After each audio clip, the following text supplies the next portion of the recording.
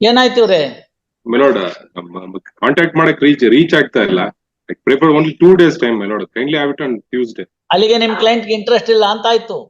ಇಲ್ಲ ಮೆಲೋಡ್, ಅದೇನ್ network issue ಇದೆ. ಬೆಳಗ್ಗೆಯಿಂದ ಟ್ರೈ ಮಾಡ್ತಾ ಇದ್ದೀನಿ. ಎಲ್ಲಿದಾರೋ ನಿಮ್ ಕ್ಲೈಂಟ್? ಅಂಡಮಾನ್ ನಿಕೋಬಾರ್? ಅಲ್ಲ, ಚೆನ್ನೈ ಅಲ್ಲಿ ಇದಾರೆ ಮೆಲೋಡ್. ಮೋಸ್ಟ್ಲಿ ಮತ್ತೆ ಚೆನ್ನೈನಲ್ಲೇ ನೆಟ್ವರ್ಕ್ ಇಶ್ಯೂನಾ? ಅಲ್ಲ, ಕೆಲ್ಸದಲ್ಲಿ ಏನಾದ್ರು ಇರ್ಬೋದೇನೋ ಗೊತ್ತಾಗ್ಲಿಲ್ಲ. ಮೆಸೇಜ್ ಹಾಕಿದೆ. ಕೆಲಸದಲ್ಲಿ ಇದ್ರು ಕೂಡ 2 ನಿಮಿಷಕ್ಕೆ ಒಂದ್ಸತಿ ಮೊಬೈಲ್ ತೆಗೆದು ನೋಡ್ತಾನೆ ಇರ್ತಾರೆ. ಅದೇನಾಗಿದೆಯೋ ಗೊತ್ತಾಗ್ಲಿಲ್ಲ. Kindly have it on Tuesday. ಗೊತ್ತಾಗ್ಲಿಲ್ಲ ಅಂದ್ರೆ ಬಿಟ್ಬಿಡಿ ಅಷ್ಟೇನೆ. Kindly have it on finally on Tuesday ಮೆಲೋಡ್.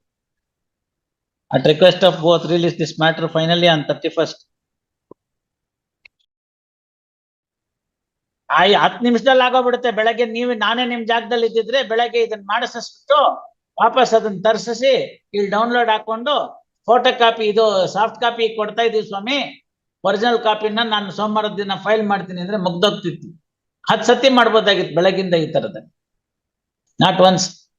ಬೆಳಗಾವಿನಲ್ಲಿ notary ಇದ್ದಾರೆ, ನೀವ್ ಯಾವ್ದು ಆಸ್ಪತ್ರೆಗೆ ಸೇರಿದಿರಿ, ಅಲ್ಲಿ ಹೋಗ್ತಾನೆ ಡೌನ್ಲೋಡ್ ಮಾಡ್ಕೊತಾನೆ, ಅವ್ನು ಪ್ರಿಂಟ್ಔಟ್ ಕೊಡ್ತಾನೆ, ಅದ್ರ ಮೇಲೆ ಕರ್ಕೊಂಡು ಹೋಗ್ತೀರಿ ನೋಟ್ರಿನಲ್ಲಿ.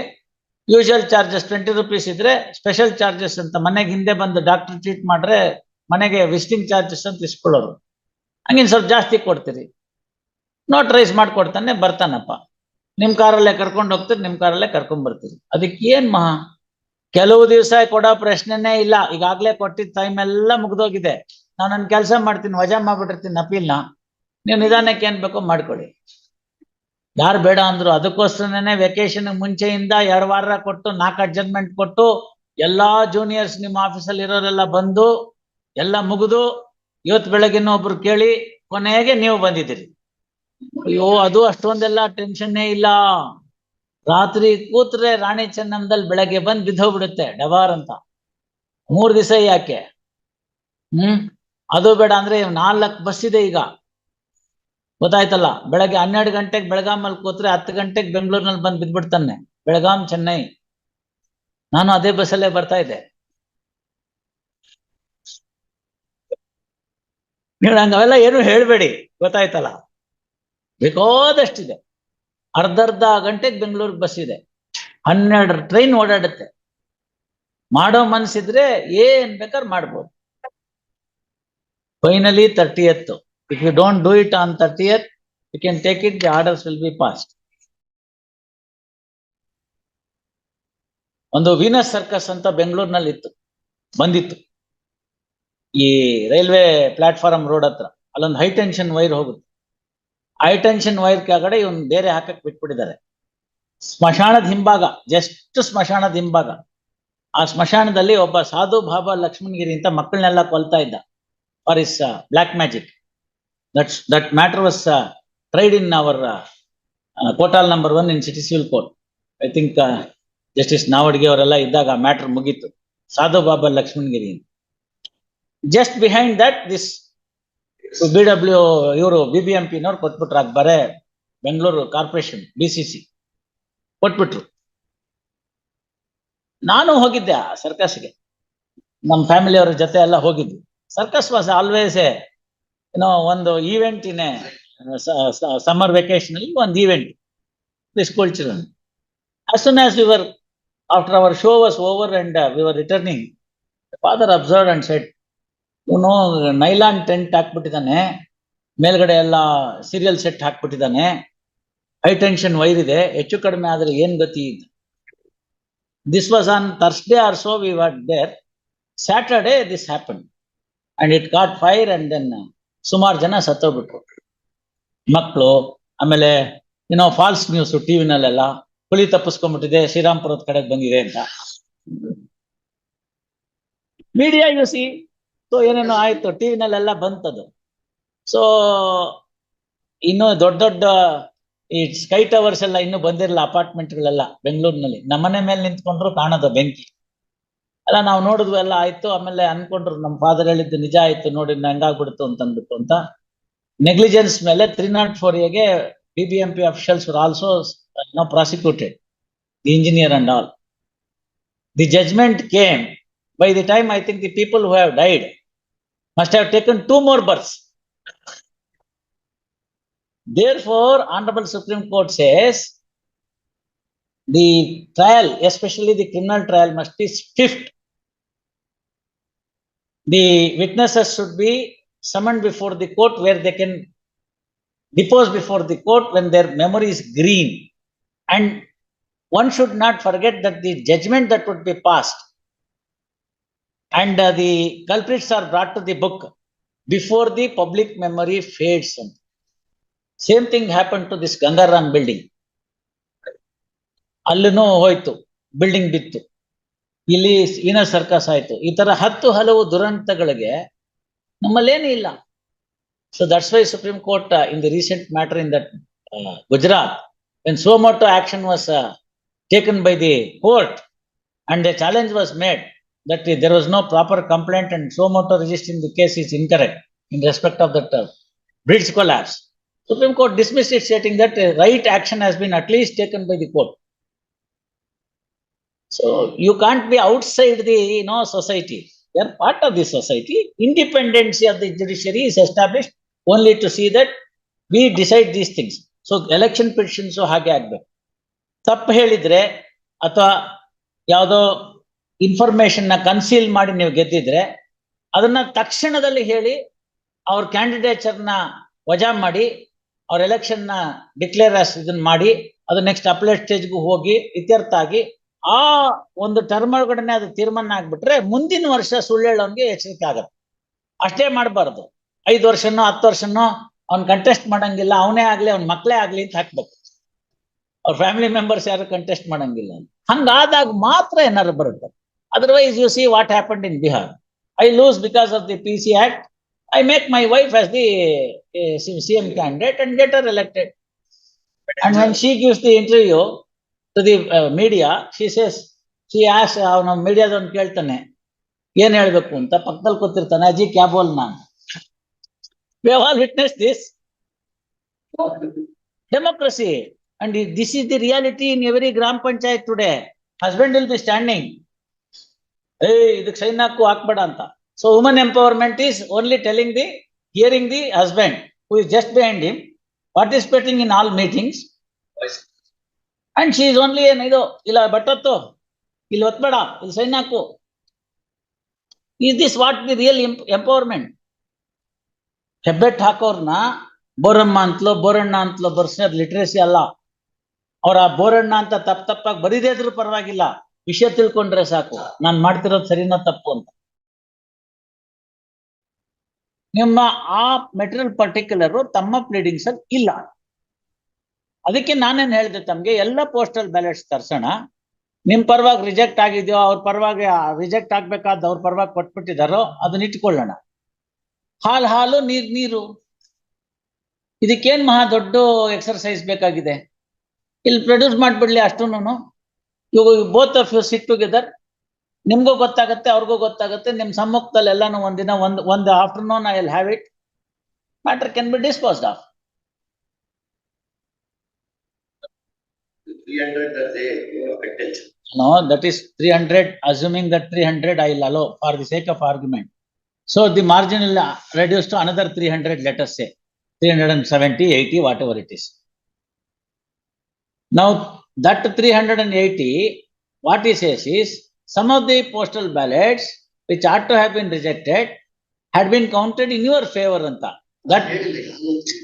That cannot be another 300, you see. Total number of ballots, postal ballots na ಲೆಕ್ಕಾಚಾರ ತಕೊಂಡು ರಿಜೆಕ್ಟೆಡ್ ನ ಒಂದ್ ಕಡೆ ಸಪರೇಟ್ ಮಾಡ್ಬಿಟ್ರೆ, to that extent we can straight away work it out. Now let him go through all those 300, and if it is a case for any of the postal ballots to be considered, ಅದನ್ನ separate ಮಾಡಿ. ಪರ್ಸೆ reject ಆಗೋಂಥದ್ದಿತ್ತು ಅಂತಂದ್ರೆ reject ಆಗೇ ಬಿಡುತ್ತೆ. So ಅಲ್ಲಿಗೆ 301 ಯಾವ್ದು reject ಆಗಿದೆಯೋ ಅದರಲ್ಲಿ 2 bifurcation ಆಯ್ತು, ಅದನ್ನ ಒಂದ್ ಕಡೆ ಗಿಡೋಣ. In next postal ballots which is ought to have been rejected as per the petitioner and counted in your favor, that lot we will take it out. ಅದನ್ನ ತಗೊಂಡು ನಿಮ್ ಪರವಾಗಿ ನೋಡೋಣ.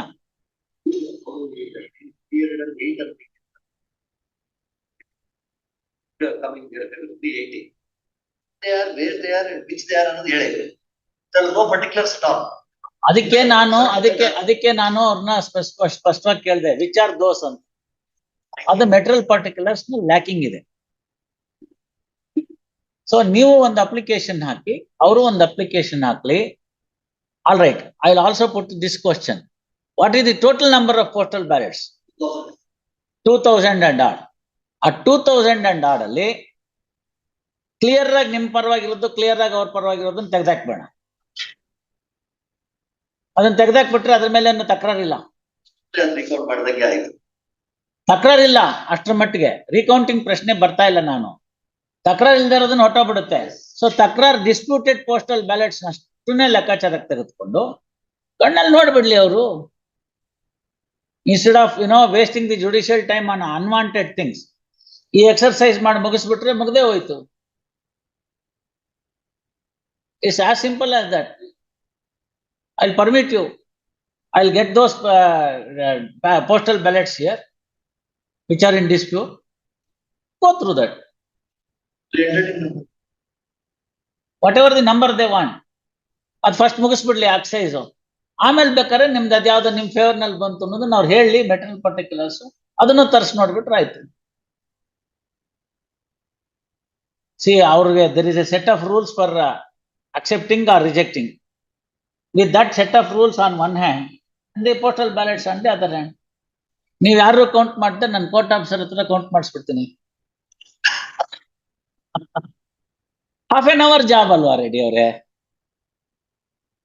ಯಾರಿಗಾರು ಗೊತ್ತಾಗುವಂತದ್ದೇನ ಅದನ್ನ. ಎಲ್ಲಾರು ಒಂದ್ ಸ್ವಲ್ಪ ಸಣ್ಣ ಪುಟ್ಟ ತಾಪತ್ರ ಇದ್ರೆ ಅದನ್ನ ನೋಡೋದಷ್ಟೇ. ಅದರ್ವೈಸ್ ಅದಷ್ಟ್ರ ಮಟ್ಟಿಗೆ see this is what is called elimination method in the. That's what I am trying to do. ಒಂದು ಭಾಗ ಉಳ್ಕೊಂಡೇ ಉಳ್ಕೊಳ್ಳುತ್ತೆ. If the returning officer is the whole and soul, there is no scope for any election petition. So that particular point we'll have to give the margin to him. We'll give it. We'll give it. While so accepting the rejected ballot, you will definitely have a say. ಅದು disputed ballot ಆಗುತ್ತೆ. ನಾನು ಇನ್ನೂ ಒಂದು ಹೆಜ್ಜೆ ಮುಂದೆ ಹೋಗ್ತಾ ಇದ್ದೀನಿ. Assuming that all those 380 is to be 308 or whatever it is that is to be counted also, only the margin matters. Your candidature will never get affected by that. Only margin matters.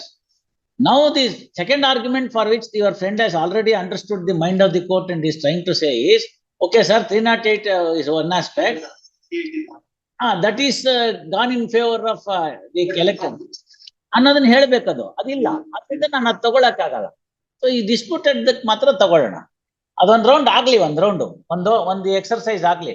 Draft issue ಕೊಡೋದ್ರ ಜೊತೆಗೆ either of you or both of you or jointly file an application to get those things summoned here, the postal ballots. We'll ask the authorities to produce the postal ballots before this court for the purpose of inspection. And on that day itself, it can be re-looked into. May not be exactly using the word recounting.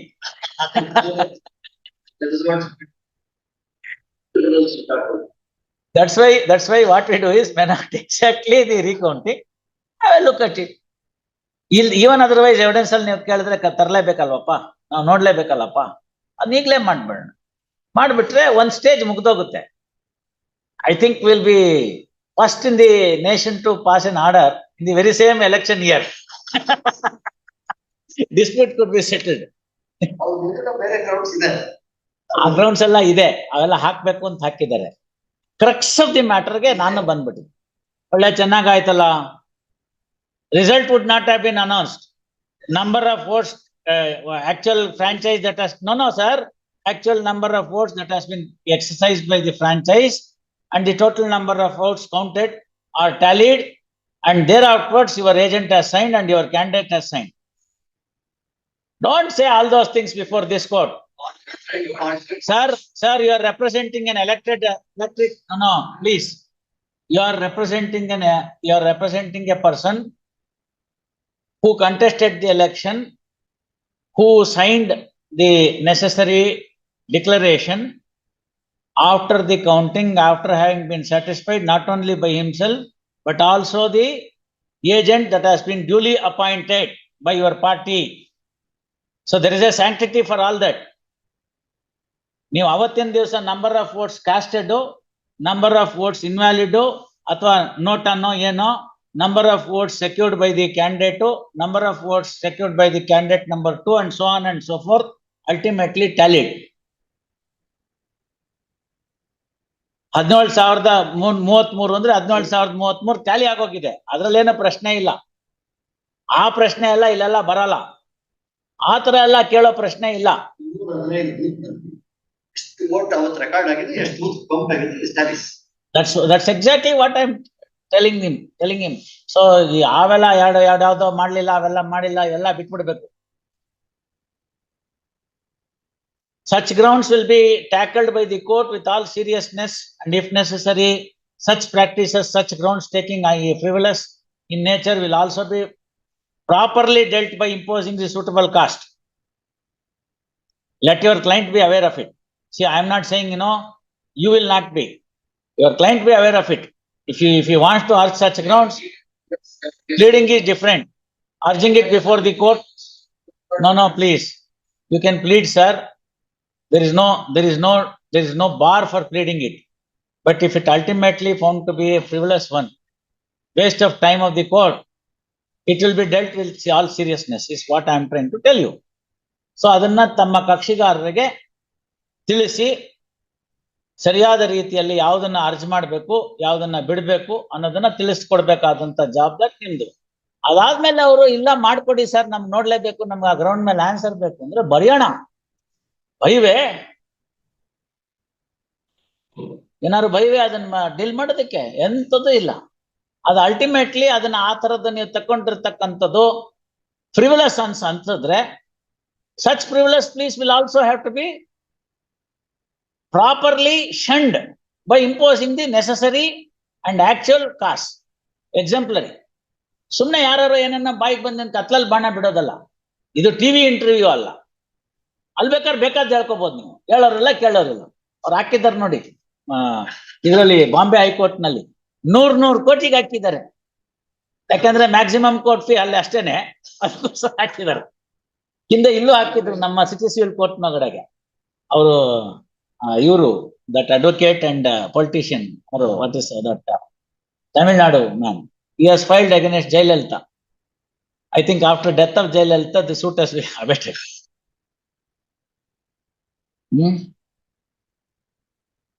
ಇದನ್ನ advocate party in person argument ಮಾಡ್ತಾರಲ್ಲ,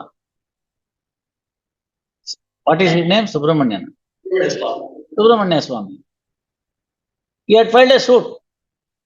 He had come and argued in party in person before the civil court, Kotal number 15. Venkatarao ಕೇಳಿದ್ರು, ಇದರಲ್ಲಿ ಒಂದ್ issue ಬರುತ್ತಲ್ಲ mister ಸ್ವಾಮಿ ಅಂದ್ರು. ಏನು ಅಂದ್ರು? ನಿಮ್ ಮಾನ ಮೊದ್ಲೆಷ್ಟಿತ್ತು, ಈಗ ಎಷ್ಟು ಹೋಯ್ತು ಅಂತ. ಡಿಫಮೇಶನ್ ಅಲ್ಲಿ ಅದೇ ತಾನೆ, ಮೆಜರ್ಮೆಂಟ್ ಇಲ್ವಲ್ಲ. ಸೊ ಇಟ್ಸ್ ಎಸ್ಟಿಮೇಟೆಡ್ ಡ್ಯಾಮೇಜ್ ತಾನೆ. ಸೊ ಕೋರ್ಟ್ ಫೀ ಮೇಲೆ ಫಸ್ಟ್ ಕ್ವಶನ್ ಇದ್ದಿದ್ದ ಅವಾಗ, ಎಷ್ಟು ಕೊಡ್ತೀರಾ ಅಂತ.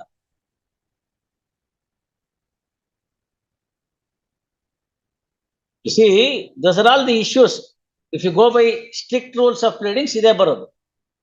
ಅದ್ರ ಮೇಲೆ ಏನೋ ಆಯ್ತು, ಪ್ರಿಲಿಮಿನರಿ ಇಶ್ಯೂ ಅಂತ ಆಯ್ತು, ಹೈಕೋರ್ಟ್ ಬಂತು, ವಾಪಸ್ ಹೋಯ್ತು, ಏನನ್ನ ಆಯ್ತು, ಕೊನೆಗೆ by death of the defendant, I think it has come to an end. The cause has come to an end. Many defamation cases will reach that way. Most. So ಆತರ ಎಲ್ಲ ಏನೇನೋ ಹೇಳೋದಲ್ಲ. ಅವ್ರು 100 ಕೋಟಿಗೆ ಹಾಕ್ಬಿಟ್ಟಿದ್ದಾರೆ ಟಿವಿ ಇಂಟರ್ವ್ಯೂನಲ್ಲಿ. ಯಾರೋ ಇವರು ಯಾರು ಬಾಂಬೆನಲ್ಲಿ ಇರ್ತಕ್ಕಂಥ elected representative of your part BJP recently, Kirit Somaiya. If I am not mistaken, it is Mr. Kirit Somaya who has filed a case 100 crores against that TV channel and that ಯಾರೋ ಕರೆಸ್ಪಾಂಡೆಂಟ್ ಅವ್ರ ಮೇಲೆ ಇರುತ್ತೆ case. ಎಲ್ಲ luxurious litigations. Election petition is not a luxurious litigation. We are spending lot of time, public time and money. So ತಾವು ಅರ್ಜಿ ಮಾಡಬೇಡಿ ಅಂತ ನಾನೇನು ಹೇಳ್ತಾ ಇಲ್ಲ. I am just putting you on guard. Because we are in the initial stages of framing the issues. ತಾವು ನೋಡ್ಕೊಂಡು ಅದನ್ನೆಲ್ಲ ಹೇಳ್ಕೊಳ್ಳಿ.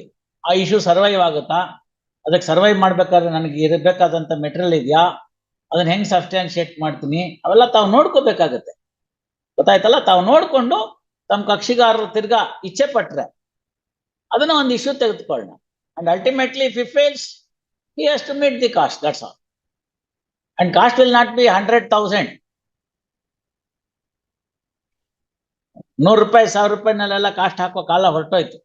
The courts are now to impose such cost whereby it should actually meet the contingency where such people are again debtor to approach the court with such frivolous fees in future. ಅದನ್ನ ತಿಳ್ಕೋಬೇಕು. ಅರೇ ಇರ್ಲಿ, ಇವ್ರಾರು ಇರ್ಬೋದು, ಅವ್ರಾರು ಇರ್ಬೋದು. ಇಂತಹ ಏನೋ ಒಂದು ಹಾಕೋಣ court ಒಂದಿರ್ಲಿ, 4-5 ವರ್ಷ ಇರ್ಲಿ ಅನ್ನೋ ಭಾವನೆ ತಪ್ಪು. Time has come where the judiciary has to act